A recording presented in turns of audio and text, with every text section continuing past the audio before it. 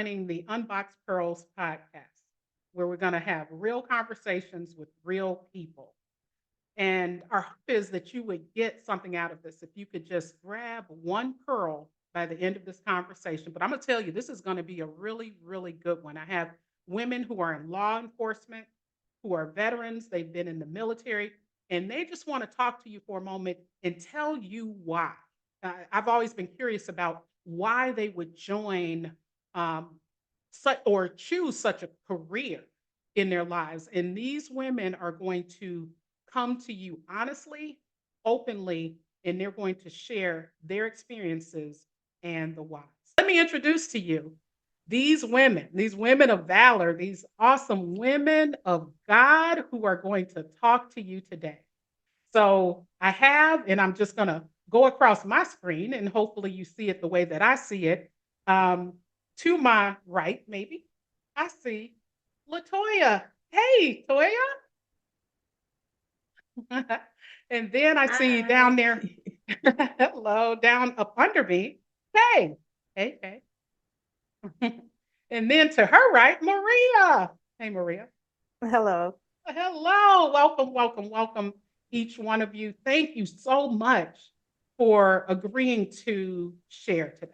You could have said no, but I really believe that your story is someone else's story. Someone needs to hear this from you to understand how God has worked through you and used you in those years and why you made the decision. I think more than me is going to find this extremely interesting. So let's just jump on in, y'all. Let's start asking some questions. I sent them some questions as usual, and I just really want to jump in. And we'll start with Latoya. But Latoya, tell us a little bit about your career. How long? The branch. You were military. Wow. Just talk to us about your career.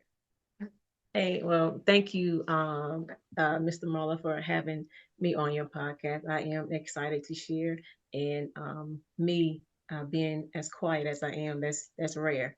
So thank you for this opportunity. But hi, everyone. My name is Latoya. I am a veteran. I was in the U.S. Army for over 24 years, and my why for joining the military was I told myself it was because I wanted to go to school and let someone else pay for it. However, I actually had received a few scholarships to colleges, and what that made me realize that my real why for joining the military was because I was trying to get away from the strict hand of my father.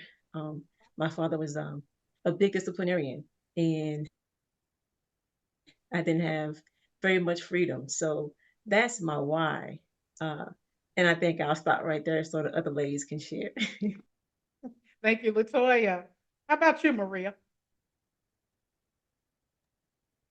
Thank you so much, Demarla, for the opportunity to be a guest here on Unboxed Pearls.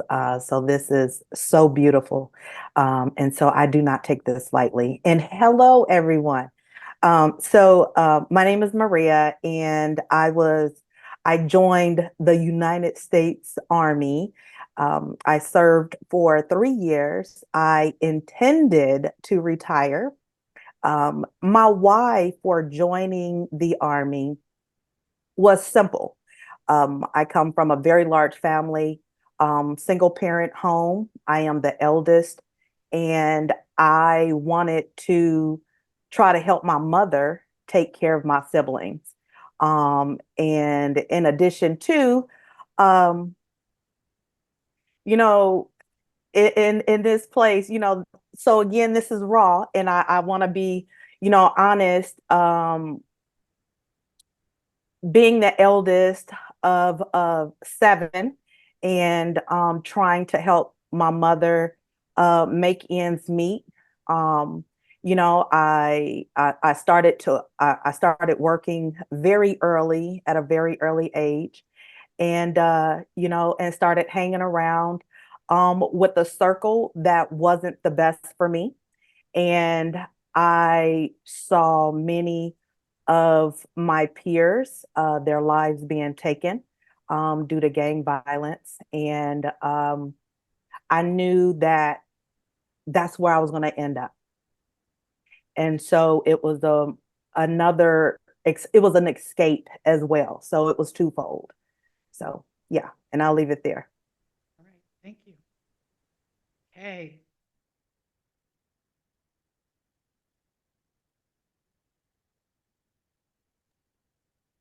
You ready for me? Mhm. Oh, okay. I didn't hear my name. Again, as the other ladies have already expressed, I thank you as well for the opportunity to be on Unboxed Pearls. Never did I think I would be on Unboxed Pearls, but I thank you for the opportunity. And so, my name is Kay, and I serve in the law enforcement field. I've been there 28 years, and my why is because uh, in 96, I had two kids. So it involved my circumstances that I was in at the time. I had two kids, and I was leaving the state that I was born in. I was coming to a whole nother state. So I came to where I would have someone to assist me with my kids. And so my why is that I needed to feed my kids, but I also had a college degree in criminal justice. So it kind of went hand in hand. And then I also had we weren't married at the time, but their father, my husband now, was like, if we don't find a job, we're going back to South Carolina. And I was like, nah, I'm not going back. I'm not going back. And so that's my why. Wow. Wow. You know, hey, wow. To have, you said two children you Mhm. had. And And that's all I have too. No, just two. yeah, That's I mean, two. were they older children or younger children and you decided to No, look for a family? at the time when all of this was happening in 96 and I first started my law enforcement career, my daughter was a year and my son was 3 at the time. Wow. Wow. Wow. That's a turn that I would have never thought. I would have thought you all wouldn't have had children and made that decision and then later go in and have children. That seems like such a tough law Them jokers had enforcement to to eat. I choose. had to pay some bills. Had to figure that I out, huh? needed a Huh? job. Do whatever you had to do. You know, you had to What I serve and do. protect them first. I hear you. I hear you. I get you. So tell me this though. Did any of you have like other women in your family that were serving in any way in the military, law enforcement, any I of you? didn't. You I didn't? didn't. I still don't. Okay. Wow. Okay. And I'm sorry, Maria, you were covered up. You said no. Yeah, no, I No. don't have any family from my mother's side to my father's side. No women have served except for me. You're the only one, and you as well, Latoya. You're the Yeah, same here. only female. No women. However, I did have an uncle who was in the National Guard, and he retired with 20 years of service, but um, no women. Wow. Okay. Okay. Did you, Kay Maria, did you have men, someone in the military to look to, or someone in law enforcement to look to? Mm-hmm. Okay. Okay. I So had, go ahead, Kay. no, you go. I got it. Go ahead. So interesting enough, my great grandfather served in the Air Force. Um, I have an uncle who served in the Air Force. I have two uncles that served in the Army and one uncle who served in the Marines. And what's interesting about that is I was not aware that I came from a military background family until after I enlisted. So the military is not, it has a negative connotation in my family, which is why it was never spoken of. Oh, wow. Okay. That is interesting. That's real interesting. How about you, Kay? Yes, I do have some. I had two cousins, an older cousin that served in law enforcement on my dad's side, and then on my mom's side, I had a cousin who kind of got in it at the same time I did because I was in it. He actually took me to pick out the my service weapon to actually start the job with. wasn't the best idea because I ended up with a gun that was really, really big, too big for my hand. And they were like, when I went to the range for the first time, they was like, "Well, what did you do this?" And I was like, "Well, my cousin told me it was the best thing to do." But yeah, so yeah, God rest his soul. He died a couple of years ago. Well, amen. Amen. Well, tell me this. Did you gain anything or did you lose anything by serving? Like, what have you gained?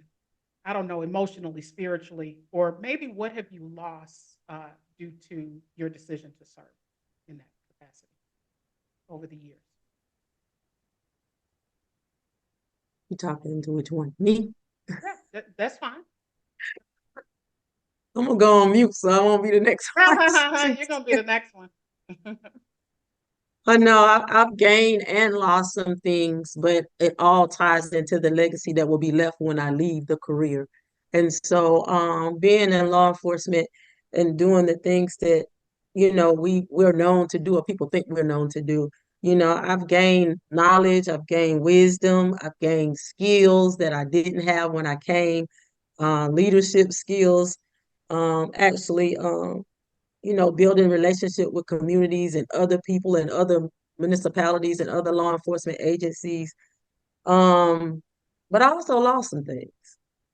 I lost some family time. I missed some football, well, not football game, missed some tennis matches, missed some soccer games. Just missed a lot of the time. I used to have to work the holidays. You have to work your way up before you get holidays and weekends off. But I missed Christmases, some of the holidays, some of your major holidays that I miss with my family. But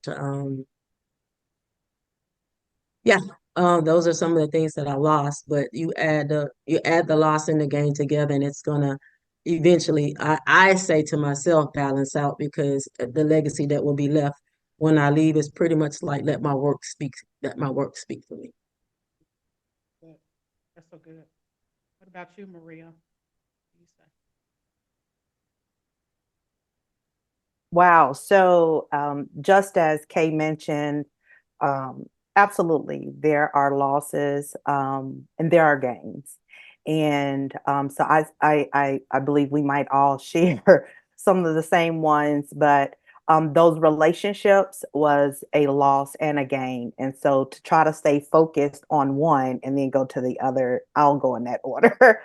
Um, so in the army, I definitely gained, additional skill sets. Some people think that when you join the service, whichever branch that is, for me, I enlisted in one area to find out as an soldier in the army, you wind up working in different jobs. It's like being a project manager where you have to have varied skill sets because you need to be able to fulfill the mission at all costs. And so that skill set I was again the exposure to different cultures was amazing, and that is definitely a gain. Some people are not travelers, they might not have been raised in a family that traveled, for many reasons. And in the military, and particularly in the army, I was in an infantry division. And so it was a lot of training, it was a lot of traveling. I served overseas for Operation Enduring Freedom and Operation Iraqi Freedom. So it was wartime. And just being exposed to different cultures. And my military brothers and sisters that I served with came from all walks of life. And so I take that as a gain because had I not left, who would say that I would have ever met them, that I would have, ever been introduced to that culture, going to Puerto Rico, Italy, Greece, and different places like that. Um, so I would say another gain is really the experience in terms of hierarchy is a little bit different than in the civilian sector. So just understanding the ranking, I believe another gain would be structure.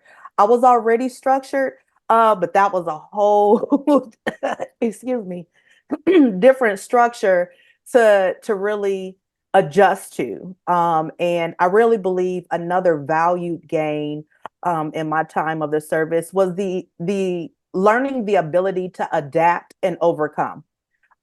So you constantly have to move. You got to constantly shift. You don't have time to be thinking things through. That's just what it is, and you're constantly trained and applying that every day. So I would say losses would include relationships. Again, I'm the eldest out of all of my siblings, and so I did not, I wasn't able to, build on those relationships because I was gone. Um, I think another loss for me would be again that time.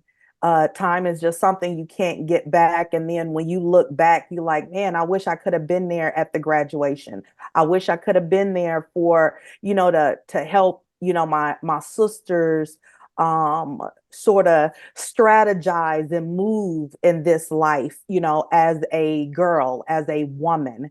Being able to speak to my brothers on encouragement and again having to navigate. So the responsibility of the eldest sibling, I didn't fulfill, unfortunately, those responsibilities after I enlisted. And so that is painful. That is definitely painful because it always comes back. But yeah, so yeah, that's what I got. Yeah, that's so good, Maria. Wow. I see you, Kay. I see you nodding your head a lot. Tell me, tell me what struck you from what you heard from Maria. That adapt and overcome. I'm still shaking my head from that. Adapt that over time because you don't really have time to think about anything. You have to move. And a perfect example of that is one day we were entering a house and knocking on the door to apprehend a fugitive. And I was kind of toward the back of the stack, and all of a sudden I heard a gun.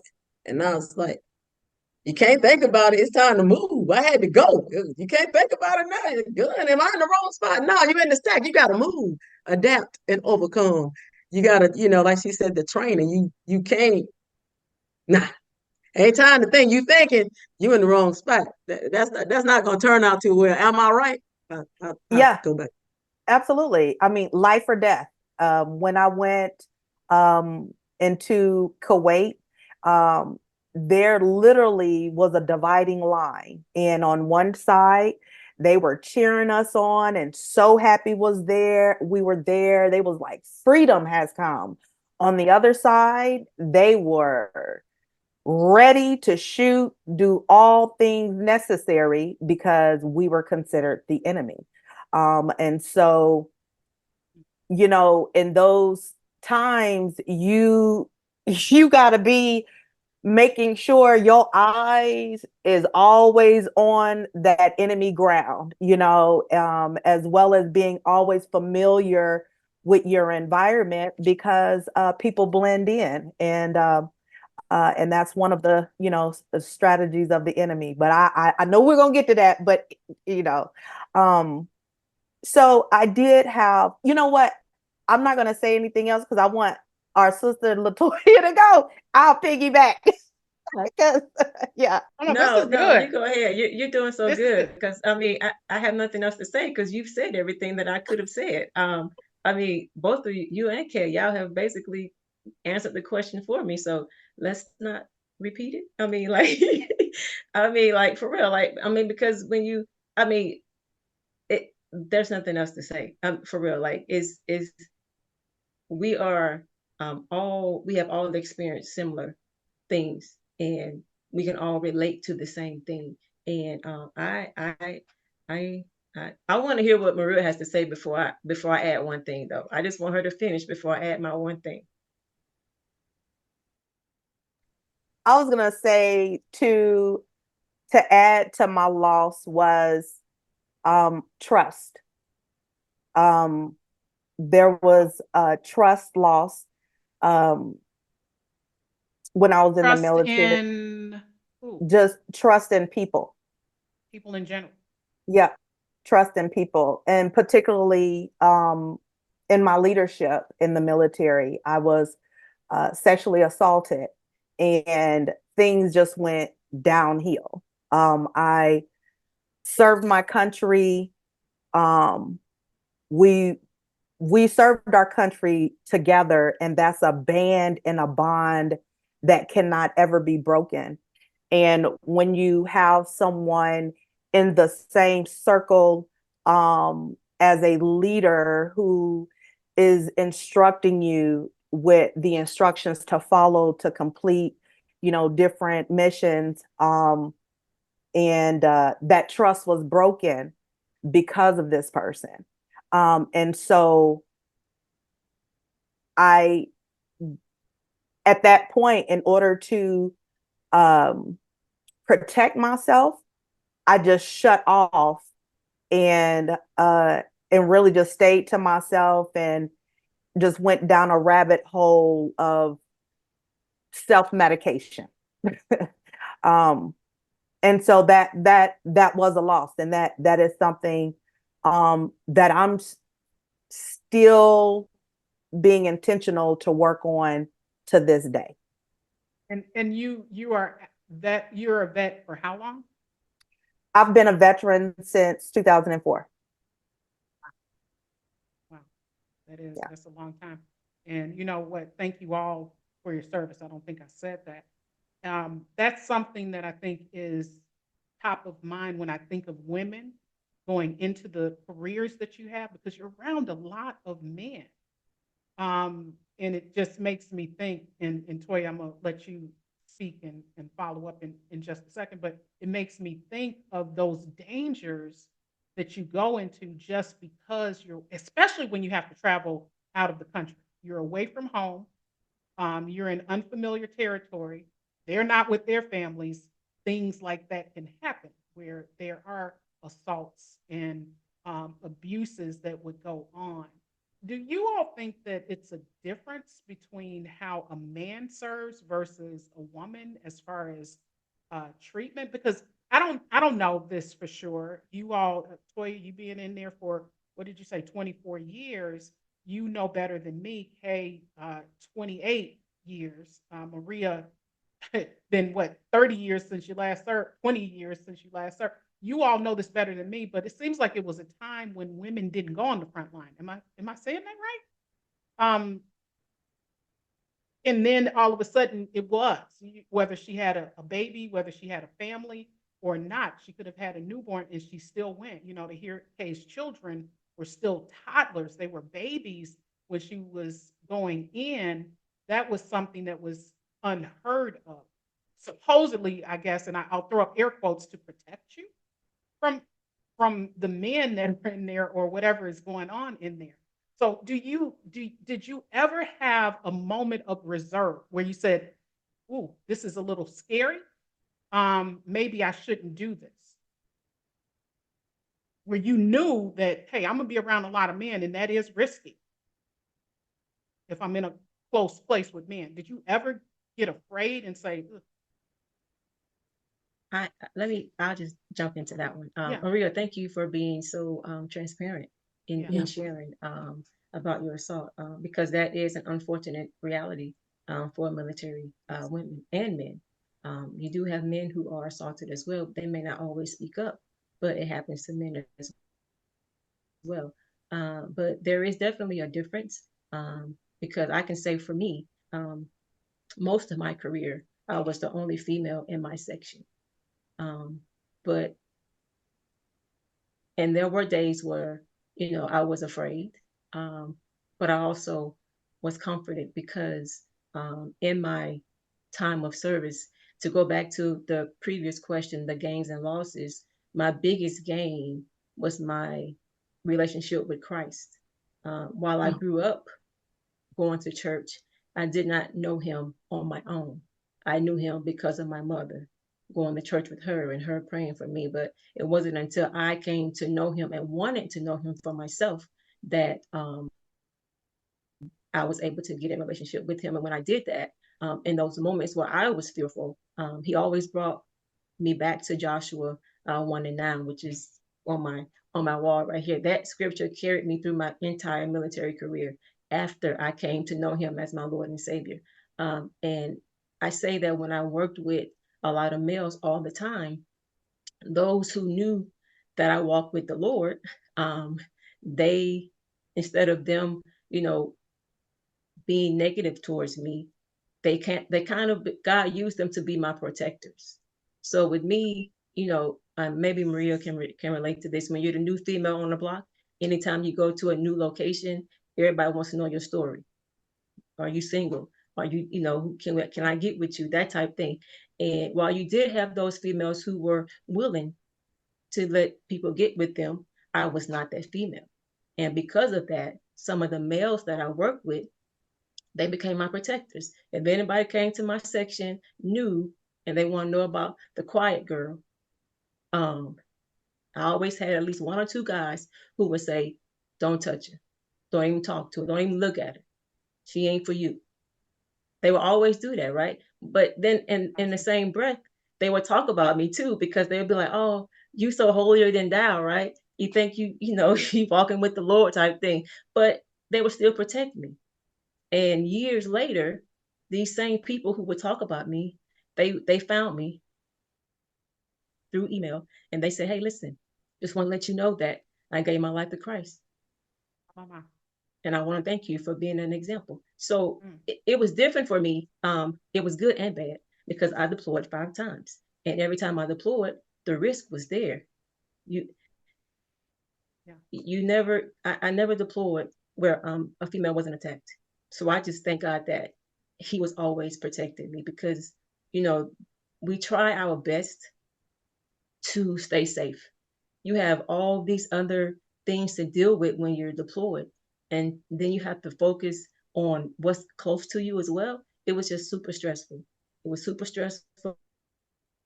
And I'm just grateful for protection. And also, one thing I'll say too, being a female leader, you have those males who don't like female leadership.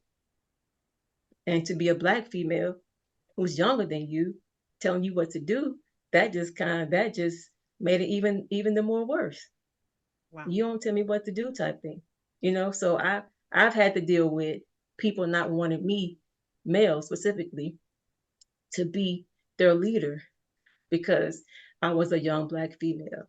I could be their daughter or their granddaughter type thing, and they couldn't Wow. receive from me. So Wow. yeah, it's Wow. different. It's definitely different. Yeah. I suspect Kay don't know anything about Kay.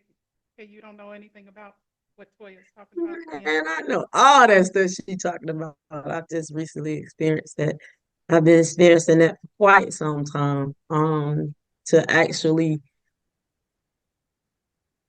well, being the only female on a specialized unit, being the only Black female on a specialized unit, and then being promoted and sent back to my original department as once I got promoted to another rank. And I heard all the stories.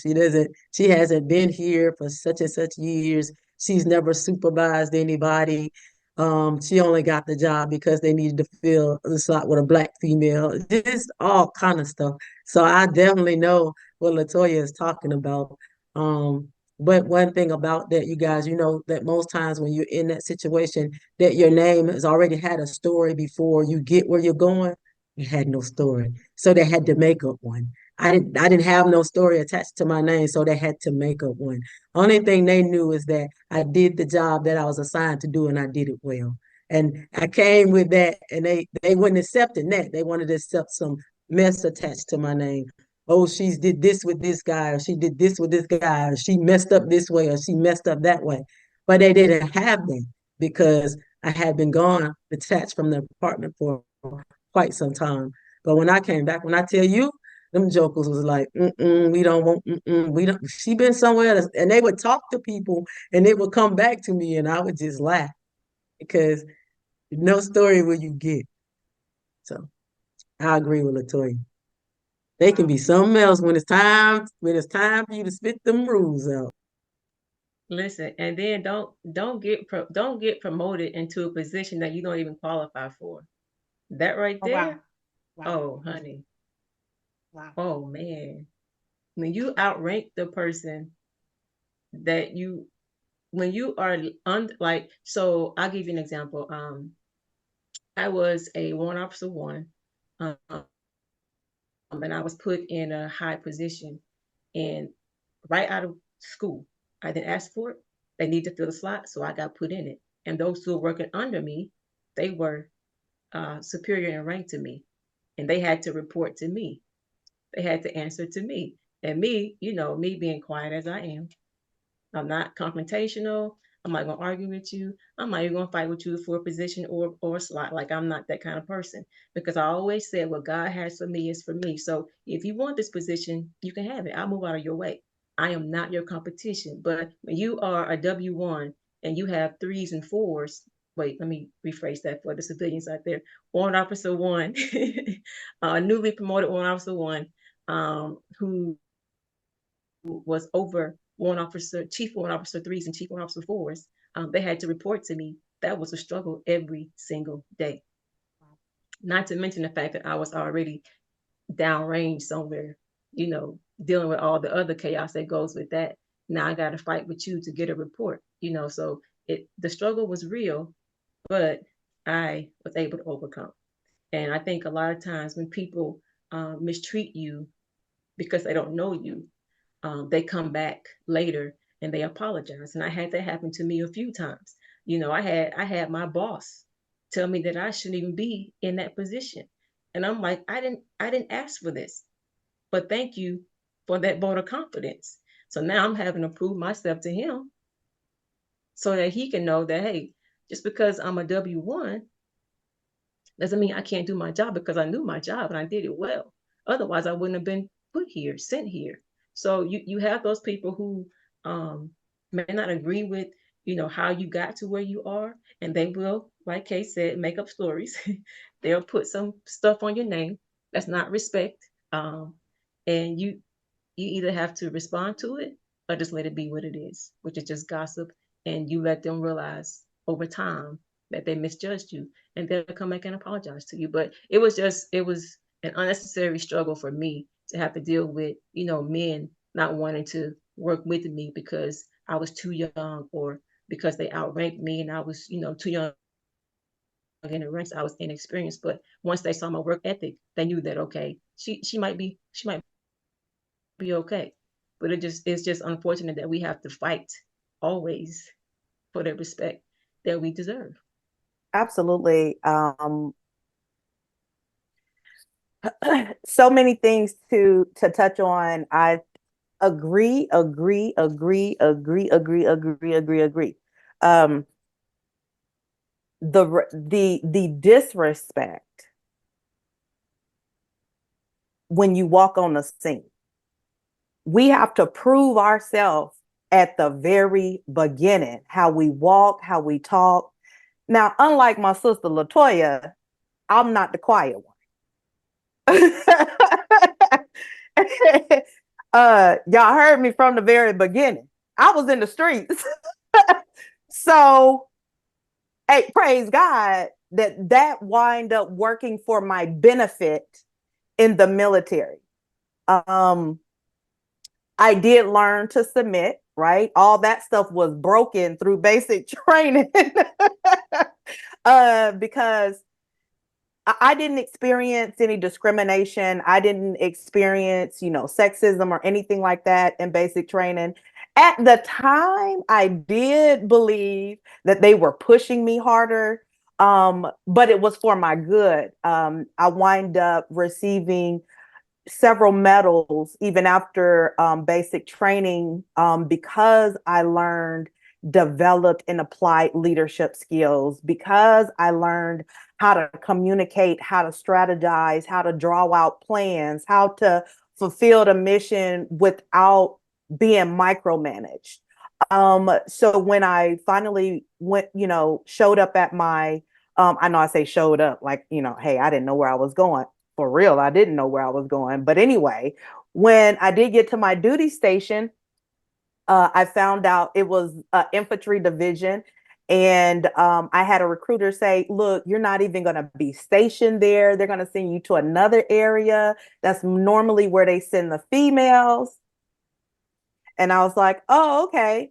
Yeah, it didn't work out like that for me. I went and I served with the grunts. Okay. These are front line. This infantry, when something is going down, this unit is number one. This duty station is number one. And then I found out that once you go to this duty station, because you have been acclimated to this environment, they always bring you back, which hence is why I did not retire. I had to get out and then come back in, and I was still rolling the dice whether they would station me there. And I was like, no. So, receiving the respect on your name starts when your feet hit the ground with those particular individuals. When you get to that base, every impression is crucial. And so one of the things that I experienced and witnessed was, women were called to sleep their way up the chain of command. There was no promotion until you laid in the bed with somebody, and it had to be the right somebody. So there was a list. Y'all hear what I'm saying? That's the person that you need to get to know. I wasn't raised that way. I wasn't raised that way. Right. And if when it comes in the streets, you know what I'm saying, you're gonna lay with somebody, we need to have a return on that investment. But I'm gonna leave that there. Y'all know where I'm going with that. I know it's gonna go over some people's heads, but that's just what it is. And I was like, no, I don't get down like that. And I just had to fight. I fought with my mind, my work ethic. So again, that gossip was always taking place with men and women. So you sleep with the men up the chain, you sleep with the women up the chain. Because at this time is don't ask, don't tell. So it's not like now, this is a whole different podcast. But so I was afraid because I didn't want to get put out. I didn't went through too much. I didn't went through hell and high waters. The things I had to go through basic training, crawling, being shot at, being trained for war and how to adapt and, communication and all of that. I had some medical challenges that I experienced in basic training, and they was like, you can get out for this. And I was like, no, I was determined, and I had to hold on to my why. Like, I'm doing this for my family. I'm doing this for my mother. I'm doing this for my siblings. And so, you just have to constantly fight. And then to the extent that you're going to be challenged. And it's like how you handle those confrontations again with officers, even though I say warrant officers, they soldiers, you know what I'm saying, from an officer lens, because that's actually what I was gonna go for. Just saying, Latoya, you all up in my on my way on leadership, but always having a fight, and let people know who you are from the very beginning. I also learned to value relationships that were healthy relationships, because those are who came into my circle that I could trust and that who I can talk to. And I knew that it wasn't going to go anywhere. I never did go see a chaplain because we were trained, hey, pain is gain. So if you're not feeling any pain, then you're not gaining anything. And so you learn to use pain as a motivator. Um, and so it was pain in leadership. It was pain leading others. It was pain when you're being discriminated. It was pain when other people are tearing you down. It's pain when other people are knocking you, saying, "Oh, she not fit for this. All she is XYZ." And so I was afraid. I was afraid when I was in Kuwait. Unlike Latoya, um, all I knew about the Lord was what my grandmama told me, and my grandmother would call every now and again, and she would check on me. While I did come up in church, my mother always had us at church. I just was like, "Ooh, Jesus." That's all I could say. I want to ask a follow-up question, and then I'm going to come back to you, Maria, because I believe that you have something on um, a parallel that I see. This is not one of the questions that I've given you all, but my question is, Latoya, 24, hey, 28, how, with all that has been said, what what kept you to be able to retire? Okay, you'll get to retire. How did you do that? What kept you there? You had to reenlist, right? I mean, you didn't you just didn't do 24 from the start. You had to reenlist over and over and over again. What made you reenlist, Latoya, over and over and over again with what you knew? By year 6, you knew something more than you knew in year 0. Absolutely. So when I opened up, I said I joined to get away from my dad. I wanted to travel. I wanted somebody else to pay for my schooling, right? And every time my enlistment window opened, I had to make a decision. Am I going back home to live with my mother and my father, or am I going to do 3 more years and see what happens? So I did another 3 years. So when that 3 years was up, um, I had to make a decision. Are you going to go back home, or are you going to stick it out for 3 more years?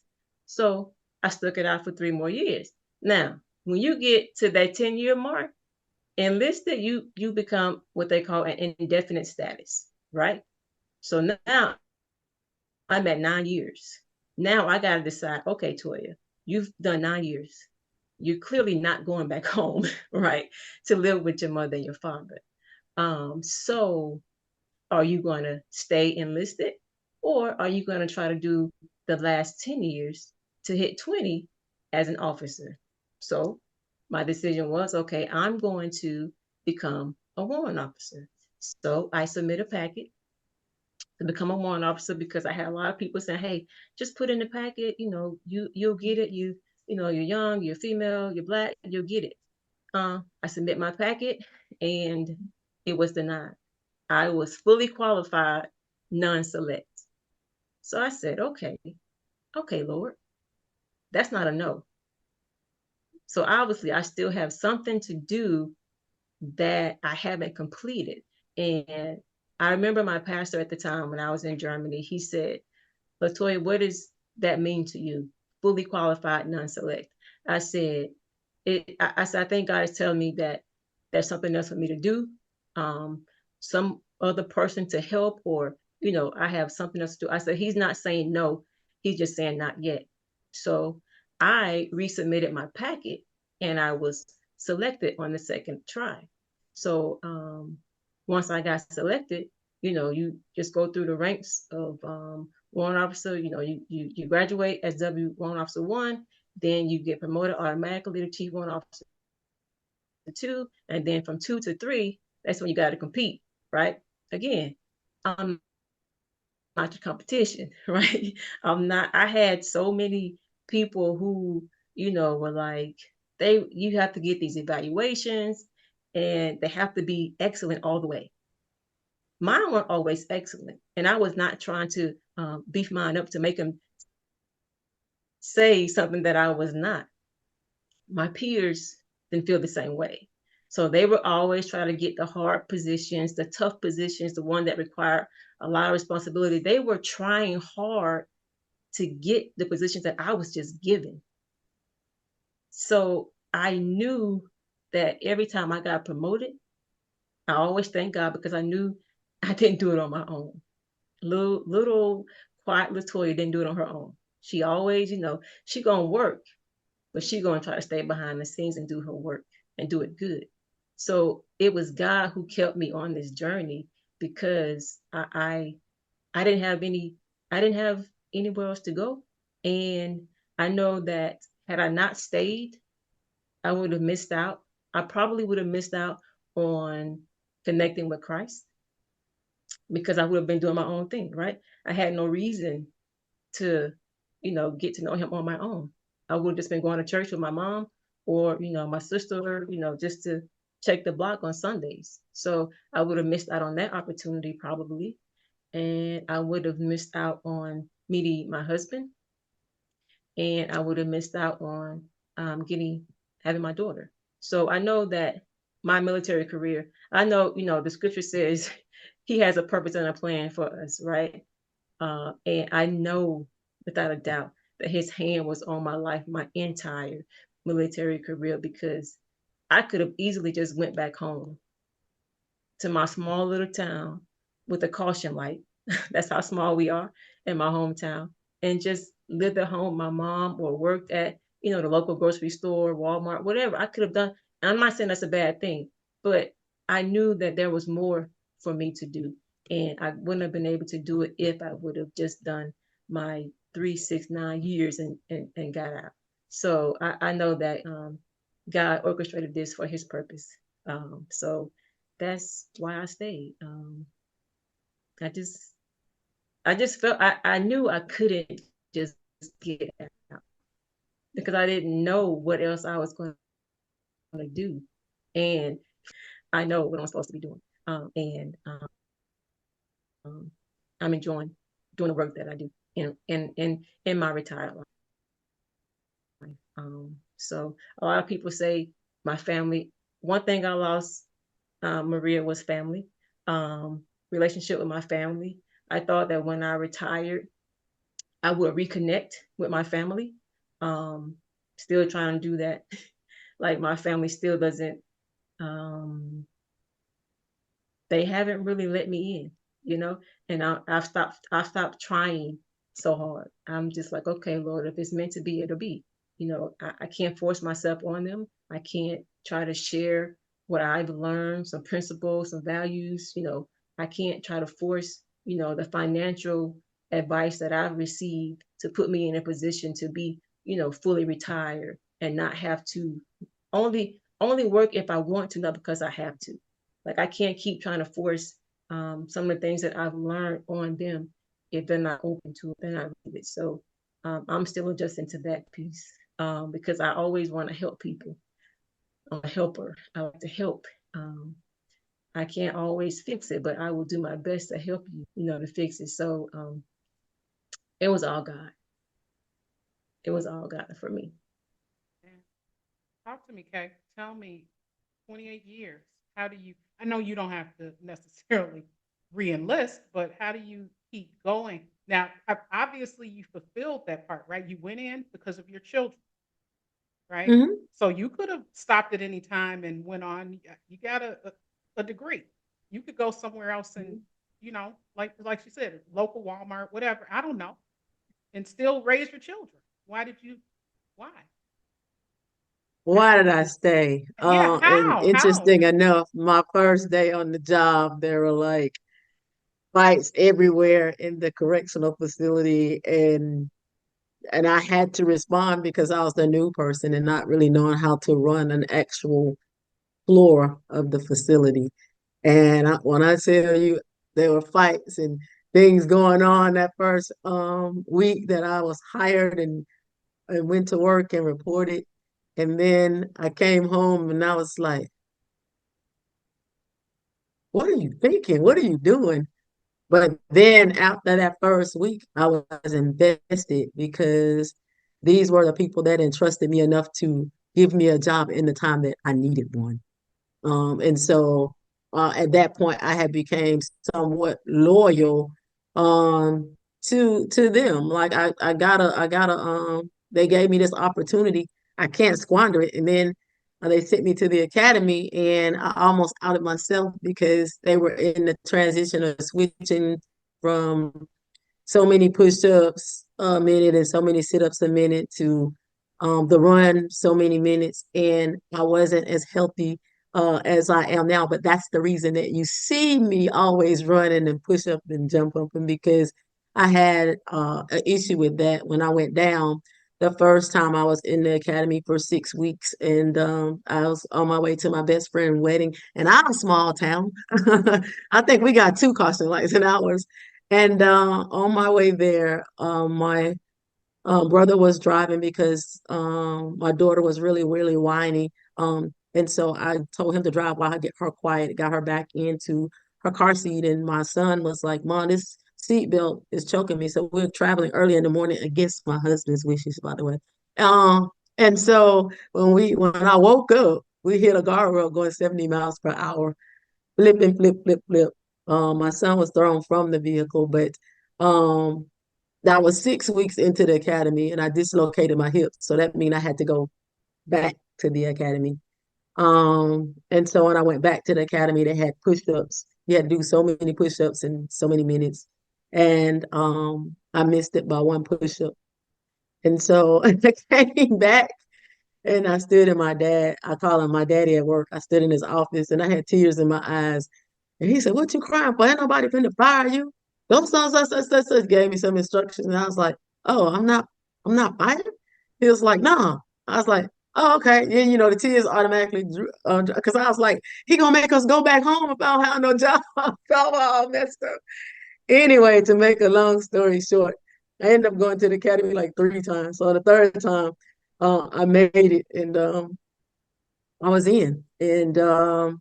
And then, in our field, like once you get 10 years in, they're what you call vested.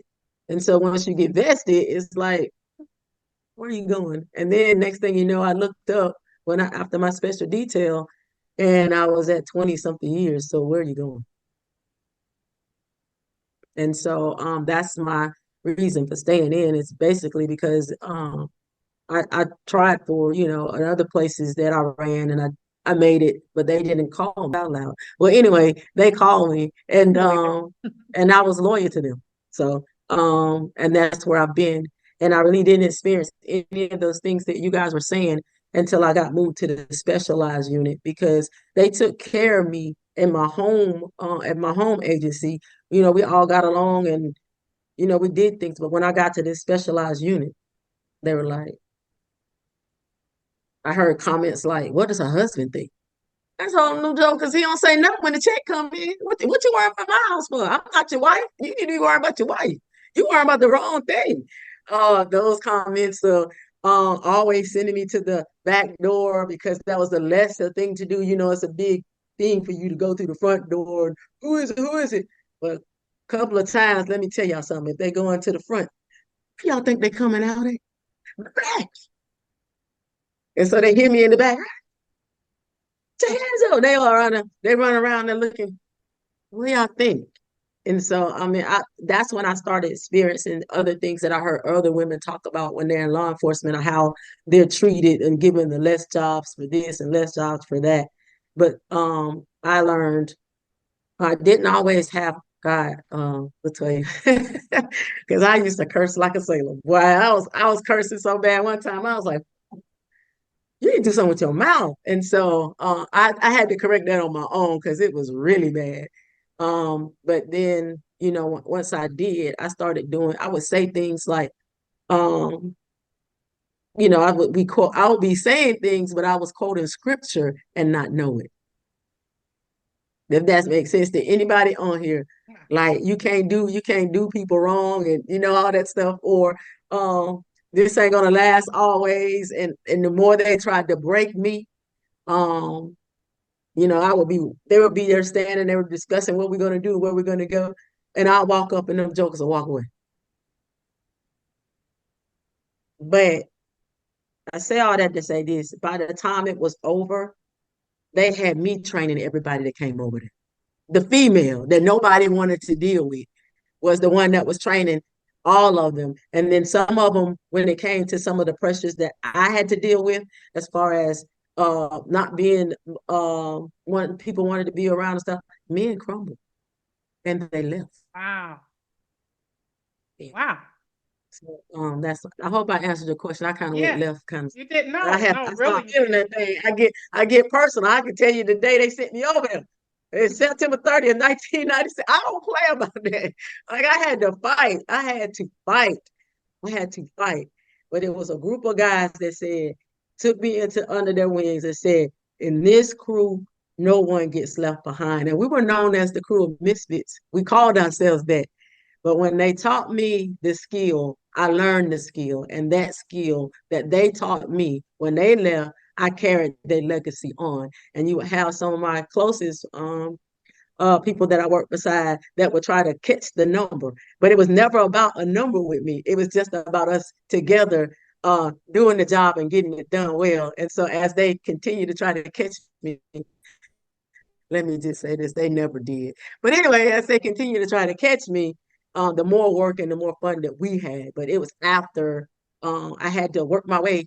I wasn't, I was like, why I have to prove myself to these people? Like I shouldn't have to do this. But I couldn't go back to my home agency and say, hey, this not working the way, hey, can I come back? They sent me there. I couldn't go back. I wasn't going to go back. And I had told myself the only way I'll go back is with rank because when I went over there, I was just a deputy. And then I got promoted to sergeant. And when you get promoted, you're supposed to go back. But the higher up at the time, he didn't send me back. And so I kept staying there and I stayed there until I got rank again. They was like, nah, you coming back. And so they brought me back. And then I had to do all that over there. I finally got to a place. And then they sent me back to my home agency. And I started the process over again of mistreatment. Disrespect. I said, you got to be kidding me. What is this? Oh, no, my bad. I got emotional. My bad. Hold on. Let me just add this. Add it, Let me just Toya, say, add it. so so I don't mean to come off like I'm the good girl, right? Because Because you you are. know, I'm just the I mean, come quiet on, you one, got Kay to right? the The left quiet and ones you Maria to gotta the right. watch. It's okay. You Claim gotta it. watch the see, you gotta watch them Claim it. quiet ones now. So I've said my share of the profanity, but let me tell you what made me stop, The Kate. profanity. I caught myself being big and bold one day, trying to cuss out this guy at work one day because he was sweet on me. And y'all know how like when you back in high school, right, when you like somebody, you be hitting on them all the time, like just hitting them and running. He was that petty with it. And so one day I just laid it on him as best as I could, right? And my leader at the time, she was like, you know, it's not ladylike uh, to use profanity. And when she said that, boy, I clutched my pearls like, wait a minute. I'm every bit of a lady. What are you talking about? And she was like, I'm just saying, maybe you want to not use profanity and see how that makes you feel. I was so mad at her. But then that was the turning point for me because, when you're in the military around a bunch of guys, mind you, you pick up on some habits that are not necessarily good all the time, right? So I've done my fair share. But it was when that lady told me that it's not ladylike to use profanity that I was like, wait a minute. You're not going to question my femininity, right? You're not going to tell me I'm not a woman because I am every bit of a woman, right? So, yeah, I've done my fair share, but we'll leave that for another podcast.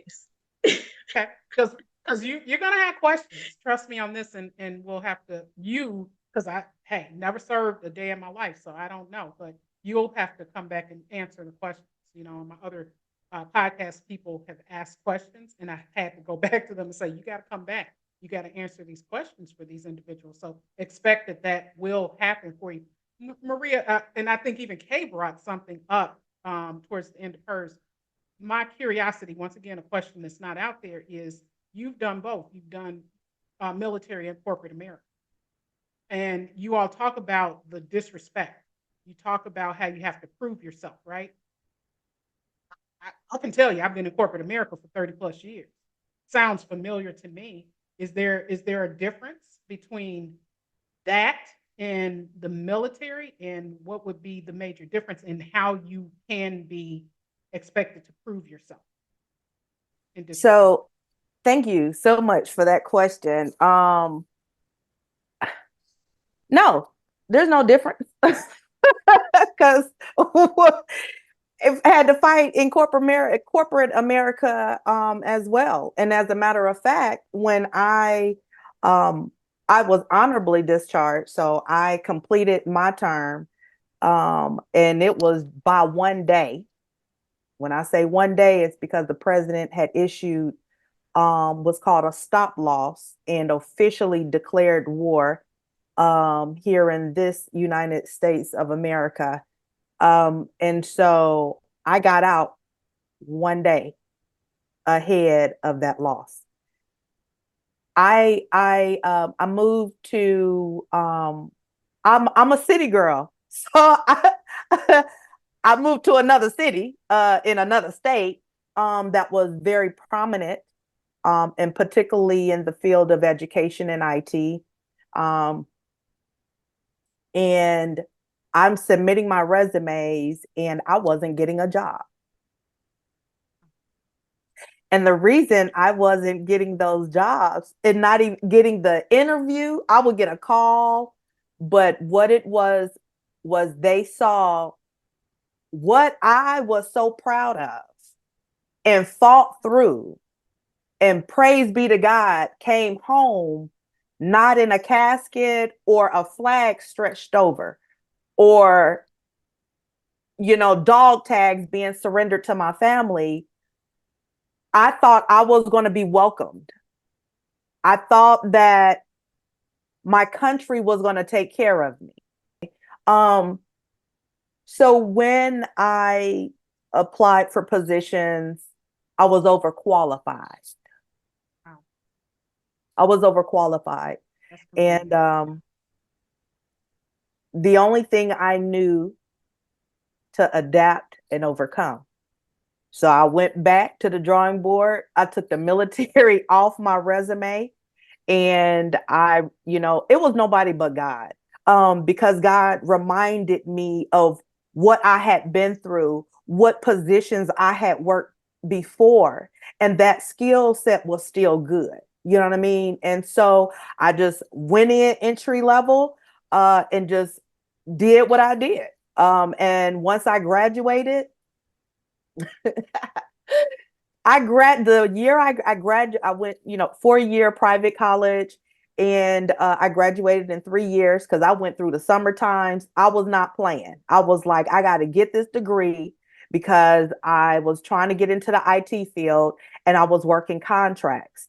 And the month I graduated was the month I got laid off. Oh, wow. So it's crazy. It was like it was just always starting over of what it looked like to me. But God was saying, I'm building you up in every place of this journey. Just extremely grateful that God brought me through those valleys in places where I had to fight. So when I got out here in the civilian life and faced some of the same rejection, faced some of the same disrespect, I had to face, climbing up the ladder and starting all over. I can adapt to that. But the challenge that I wind up having was I always, and I'm still allowing God to work on me, looking over my shoulders that somebody is after me. Wow. I, You I'm know what? never, I'm not ever getting relief from my post as a soldier. Wow. And You that know what? caused a lot of, you know, challenges because I've been diagnosed with PTSD, the severity of PTSD. It's almost like, being imprisoned in your home. But what I do want to share with people is that I am not my diagnosis. That part. I'm not. I drew closer to God when I got out Yeah. because I just couldn't get it together. I couldn't. I had been sexually violated. I had been disrespected. I fought for my country and I received no honor. I'm just honored. I'm grateful to God that I had to learn who he was for myself and not through someone else. And that came with a lot of heartache. It came with just feeling alone. It came with trying to take my life a couple of times. It came with, just being homeless. It came with being so full of pride that I would not return to my family because I felt like a failure. You know what I mean? It came with some pain and some suffering. But I give God glory because I'm here. So good. It's so good. You know what? I want y'all to tell me if you would, this is my final question before we look at some scripture. Would you encourage your daughters? Because all of you have daughters. Would you encourage her to follow in your footsteps? Okay. Have you? I mean, I didn't get to ask you the question about did people encourage or discourage you, but would you encourage another young girl? Hey, you need to go into law enforcement. That's a slow yes. If you asked me that several years ago, the answer probably would have been yes. But now the way that law enforcement has turned, and how it's being viewed, I would say it would be a slow yes. And it would be to the basic things and not to uh venturing out on patrol and some other areas that I did because it was the next step into the next level. In order to do this, the next level, I had to go to this particular unit or this particular assignment. I would say a slow yes. And everybody, and I'm not just trying to keep it kind of cordial on here. Like, law enforcement is not viewed as one of the best careers anymore.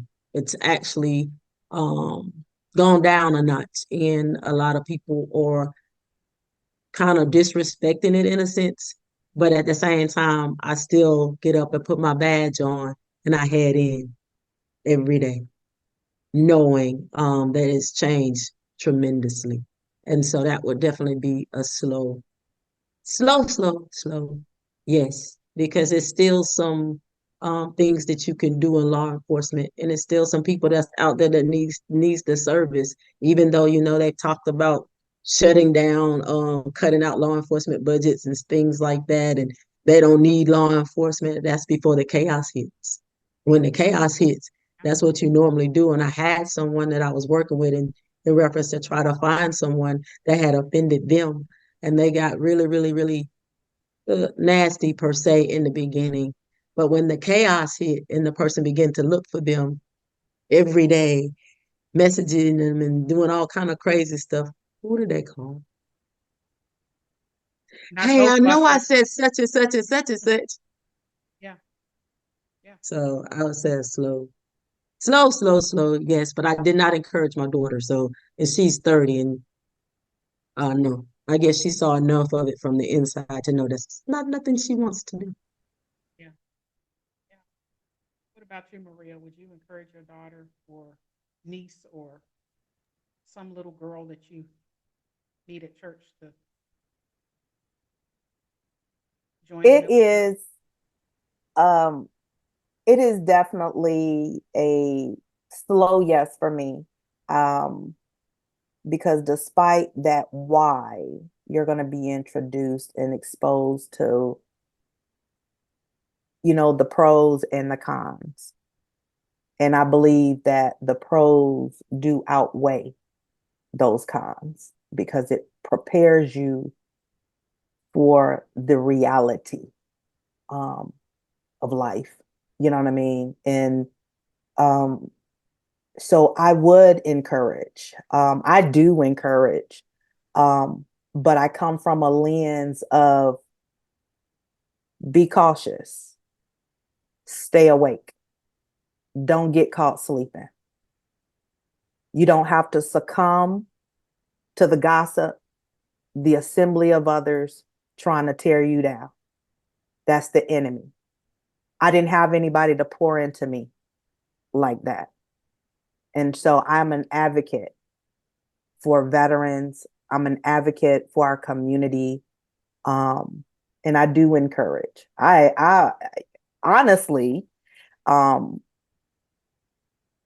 from a political standpoint, I would encourage that everyone needs to do at least 3 years, period. It should be once you get out of school, do 2 or 3 years in the end, because you receive structure. You learn about hierarchy. You learn about, you learn to become humble, submission, yielding, doing things that you don't want to do, but you still got to do it. And being identified with purpose. So many people don't know what to do, why they here, where they go. And one thing about the military and law enforcement, there's purpose. In the Army, we have the 7 core values: loyalty, duty, respect, selfless service, honor, integrity, and personal courage. That's all biblical. But we abide, we move. That is the focus. And it's that selfless service that we're doing this for somebody else. And so we learn this skill set. So it's not about you. You reap benefits, right? The schooling, the GI Bill, medical insurance. I mean, there's benefits that you reap. That's your harvest that you reap. But there's a skill set and beyond that you're going to gain that is going to take you longer to gain in the civilian life. If And you so, ever yes, gain it. If you ever gain it. if you ever gain it, that's You right. may And never one thing, gain it in the civilian life. I don't know right. that I could find the level of discipline that you all have to have, the required discipline to stay the course, even if it's for 3 years. Yep. That's a long time. Hmm. I certainly wouldn't want to be in prison for 3 years. It would be a long time for me, right? So, to have to stay the course for that long and everything is against you, that's something. So, yeah, you may never get that in civilian life because I can jump from job to job. I don't get discharged. I don't get jailed for me just jumping out. Mm-mm. I just go on about my business. Toya, tell me, would you, your your daughter, your baby girl, would you? She wants to go in the military. Would you encourage that? Um, I think if my daughter presented it to me that she would like to join the military, I would ask her to not just focus on one branch. I would just make sure that she understands that while you do have different branches, I would encourage her to explore the other branches before making a final decision. And I think that the military, while the military comes with good and bad, the stability, the structure that you receive by joining a military branch, I mean, it speaks volumes, right? Because you have a certain stability when you join the military. You don't have to worry about you know where your next check is coming from. You know it's coming on the 1st and the 15th. That's how you got your pay set up. You guaranteed to get your pay. Now if you're not managing that well, you might be living from check to check, but you do have a certain level of stability. You have all your basic needs are met. So I would just say it's a slower, yes, than Maria and Kay. But definitely, I mean, I would just be like, explore your options because it's not for everybody. If you're not willing to humble yourself, because when you go to basic training, they are going to do things and say things they're going to try to push your buttons. And if you can't bite your tongue or just take it for the 30 days or however long it is nowadays, it is not going to be for you. I had a lot of soldiers who said yes, and they got They put didn't out, mean it. failure They to didn't thrive. mean it. They Yeah. couldn't, they couldn't, right? They couldn't adjust. The discipline wasn't there. They wanted to do what they wanted to do. They didn't want to come to work on time. They wanted to just, show up. They didn't want to do the PT. They didn't want to meet the requirements, the weight requirements, all this I mean, there are things that you have to do, whether you want to or not. And if you're not willing to do those things just to get by, like just pretend to like it, even if you don't, right? So, I mean, like when I went through basic training, I was quiet. So, I think I got in trouble one time, and that's because I didn't have my socks folded the right way or something. It was something real simple, but everybody else was getting it because they couldn't close their mouth. So I think I learned from the beginning, if I just keep my mouth shut, I'll make it through. I was homesick. Like I was very homesick, right? I thought those folks was crazy, honey. Like I was like, what have I got myself into? But if you could just make it through, right? And I just was like, Lord, you gotta help me with this. Like I ain't know him at that time, but Lord help me, right? Like I know mama said this. If I just said this, I might make it through. So I mean, it depends on the person, but I will also encourage you to not focus on one particular branch. Explore your options. Make sure that you're you're ready for what they're going to require of you. Be And prepared I'm because it is life changing, so good. and it could be life changing for the good or Mhm. life changing for the bad. And whether you decide to do 3 years or 20 years, it it's all about how you live those years. Whatever you decide to do is about how much work you're going to put in, how much do you want to survive, how much do you want to thrive, because you can also thrive in the military, but you gotta stay focused and be intentional. And I'm gonna do a quick round. It's just a yes or no question, no explanation at all. Okay. Uh, would you do it again? Oh yeah. Maria, would you do it again? Absolutely. Toya, would you do it again? Yes. All right. So Toya is going to wrap this up for us. Yeah, I selected you. Oh, I oh, pulled the oh, scripture okay, Toya. out of my box. okay. Out of my box. I pulled a card Toya. for you. Oh, okay. You can see it. The quiet And one. we're going to come from the quiet one is going to wrap this all up with the scripture. Psalm 18:30. It says, "As for God, his way is perfect. The word of the Lord is flawless. He is a shield for all who take refuge in him." Can you relate that to what we just talked about and kind of wrap us up? Say that last part one more time. Okay. In the scripture, you want me to read the scripture again or The shield. the rules? Okay. It says, Yeah, "He is a the shield part where he said he is a shield. for all who take refuge in him." It, He's a he's my a whole shield. military career, he was my shield. Yeah, he was my shield. I took refuge in him because I knew that there was nothing that I could do that was going to get me out of that bad situation. There was nothing that I was going to be able to do that was going to get me to the next level that he was trying to take me to. So he was always my shield and my buckler. So I'm telling y'all, like if y'all knew my whole story, right, about my military career, you'd be like, that had to be God, because you, the quiet one, ain't no way you would have been able to do that. So yes, he is a shield. He carries you. He keeps you. I mean, he kept me. He is my shield. So and my refuge. So that's how I wrap it up. Thank you so much. Thank you for your service, your continued service.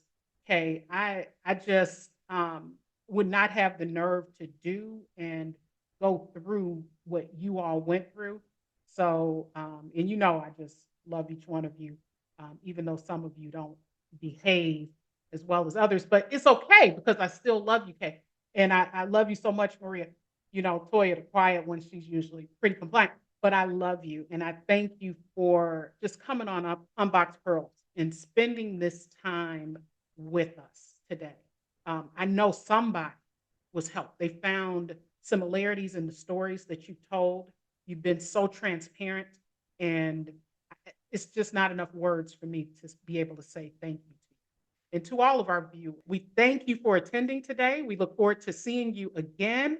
on the Unboxed Pearls podcast in the future because we have many, many more to come. So, and I ask you just to subscribe. I ask you to like this video, and I ask you to come again and watch us. Thank you so much for watching.